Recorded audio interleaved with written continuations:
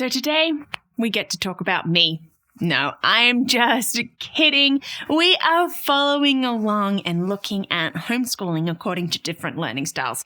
And I'm a visual learner, and today we are talking about the visual learner and how we can support them in homeschooling. So yes, I have a little bit of insight, largely because that's me.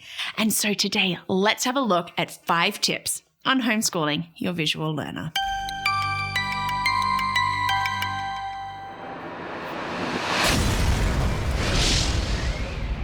Hi, and welcome to Learning Life, and thank you for joining me today, part 2 in this little trio. Today, we're looking at homeschooling your visual learner.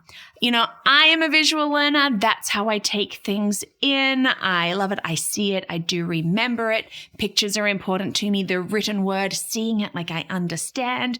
You know, so for me, getting things out like that in the written form is just like such a great way, which is why I also have my blog that goes along with this vlog. So thank you for watching and for all your likes and your subscribes. But also don't forget that you can check out my blog on learningthis.life. It goes along with these videos. Well, what is a visual learner? Yes, we learn by seeing. It's the written word. It's, what we see around us. It's pictures. It's those things that will just take us and we can visualize. The visualization is important. Like, I know that I have talked about this before, that especially for me in learning another language, I need to see it. And when I've seen it, then I've got it and I remember it. I'm like that with a word and I'm spelling it once I've seen it. I do remember. And so this has been a key thing for me on how do we teach in these learning styles? How do we teach according to what is right for our children? Last week we looked at the kinesthetic learner, our little movers and groovers. And today, what about those that want those words, want the written? How can we be supporting them at home?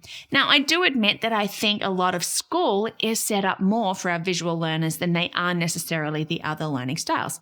Look, that's just how it's come to be. Here's your written stuff. This is what you do. And so that's all good. But when we have them at home, what can we do to really make our children thrive when they are visual learners? So here are our 5 tips. Read and read aloud. Okay, so we are allowing our visual learners to read their novels, to read the text, to read what is in front of them. And it might sound a little weird to say read out loud because that sort of goes more with the auditory learner, you think, that we're going to talk about next week. But reading aloud is actually a really good thing. It's helping our eyes to process along with our ears. And especially, we find in English, we've got those words that look like one thing, but is that, wind, wind, they're spelt the same. Read, read, they're spelt the same. But in reading it out loud, sometimes it slows us down enough for our visual recognition of these words to really take hold and become stronger. So we want to read and read aloud. Take notes and make notes. So especially for our older kids, as they're reading, encourage them to be taking notes while you read. And put a Post-it note there. Is this something as we're following plot? Or this is a really key point. Underline and highlight. It's okay to do that in books. Well, unless you want to sell them again. But, when we're doing that visual cue and we're coming back through, that was an important thing. Underlining, highlighting, drawing pictures, creating charts. All of those things are really good, that as we're doing it, creates that visual sort of key, that visual kickstart as we're going back over notes. So take notes and make notes. Even with your younger children, when you're at home, this is a great time to be teaching them how to do that. That's key. Write that down or draw a little picture that goes along with it. These are all good visual recognition tools. Provide written instructions. This is great. Just write it down, or maybe use picture cards for our younger ones, but that visual recognition. What do? I do this, and then I do this, and then I do this. These instructions are really key. We're often looking as our visual learners for these visual cues. I know that I can close my eyes and maybe see steps that I've written down, especially if I've taken notes. What's 1, 2, 3? For me, it is just a visual in my mind, taking it through. It's even like that in trying to find something around the house. How many times do our children, our partners lose things? And they're like, where is it? I know for me, sometimes I can just close my eyes to visualize and tell them where it is. So in written instructions with that, whether picture cards or anything like that, we are finding we've got these good key points that we can be coming back and following on. And it's great. When we've got our visual learners, you can set them a task. Here's your instructions, and maybe go to your other child or go into something else. These visuals are what we're going to come back to in our learning. Give lots of visual examples. Use whiteboards, chalkboards. Just if you don't have those, stick up a piece of paper and use your marker and do that. Watch videos that demonstrate concepts. And if those videos have bullet points that you go through, use those, especially for our older kids, in helping them with notes. And these are the key things. Use visual representations, like use Lego to make things or Play-Doh, build something that shows dimension or whatever it is. Those visual keys are very important. And it's great when we're at home. You can make something big and not have to worry about, 30 other children in the class. We can be drawing. We can be doing that. We can spread out. We can make charts and timelines. All of these visual examples are really, really good. Create a visually calm learning environment. So yes, visual learners can be distracted by the visual things around them. I know for me, sitting by a window, not a good thing, because I'll be like, oh, there's trees. Oh, and look, oh, I wonder what's going on there. When I see that movement, people walking by, that is distracting for me.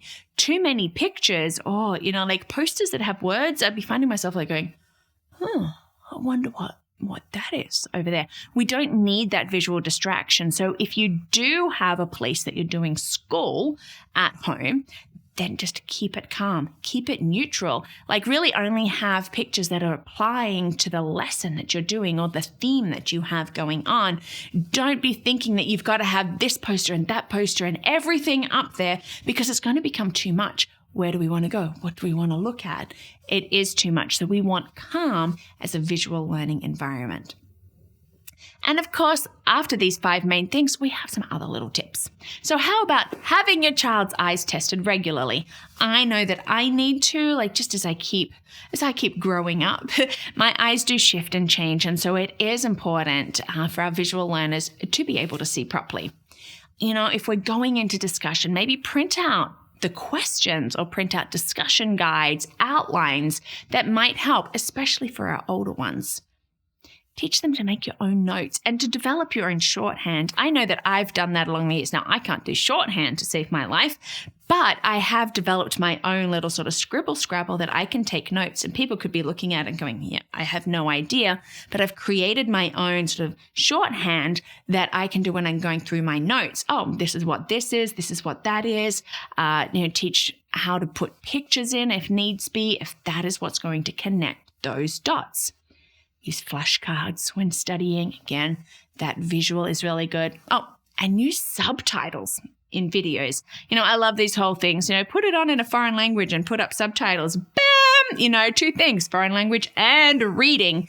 But subtitles, even if you're watching an English video with English subtitles, can be very helpful in connecting the pictures with the words, with the conversation that is going on. So subtitles is actually a very good thing. We might joke about it, but it's actually a good thing. So these are ways that we can be homeschooling our visual learners. It is easy. It's probably one of the easiest ones to do because it seems to be more natural in that sort of follows what we do with school. Our textbooks, our workbooks, all of these things seem to fall into the visual category. So make the most of having fun with it and go beyond the page. Let that page become big and expanding with pictures and diagrams and all those good visual things. Well, thank you so much for watching, and stay tuned for next week as we look at the auditory learner and how we can be homeschooling them. And thank you so much for watching and being part of our community. Now, we'd love to get more videos out to you, and a way that we can do that is through Patreon. And so you can become a champion, and you can check that out at patreon.com or at my website, learningthis.life.